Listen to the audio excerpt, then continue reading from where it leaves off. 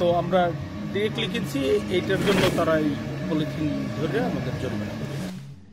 ঝালকাঠির রাজাপুর থেকে 1815 কেজি অবৈধ পলিথিন উদ্ধার করেছে ভ্রাম্যমাণ আদালত।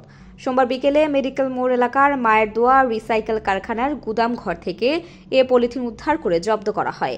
এ সময় মায়ের দোয়া রিসাইকেল ম্যানেজার সম্রাট হোসেনকে অবৈধ পলিথিন মজুদের দায়ে 30,000 টাকা জরিমানা করা হয়। রাজাপুরের সহকারী কমিশনার ভূমি হাসান মোহাম্মদ সোয়াইব ভ্রাম্যমাণ আদালত পরিচালনা করেন। এ সময় ঝালকাঠি পরিবেশ অধিদপ্তরের সহকারী পরিচালক আঞ্জুমান নেসা সহ রাজাপুর থানা পুলিশ উপস্থিত ছিলেন। মায়ের দোয়া রিসাইকেল কারখানার ম্যানেজার সম্রাট হোসেন জানান, পলিথিন নিষিদ্ধ করার পর তা অনেকেই আর ব্যবহার করতে না পেরে পরিত্যক্ত হিসেবে তাদের কাছে কম দামে বিক্রি করেছে। এগুলো রিসাইকেল করার জন্যই মূলত রাখা হয়েছিল। আমরা ওয়েস্টেজের দামে কম দামে এই পলিথিনগুলো কিনে আনছি এটা রিসাইকেল করার জন্য, কিন্তু আমাদের আইনগত নিয়ম হয়েছে এটা আমরা পরিবেশের মাধ্যমে অকশনে কিনবো।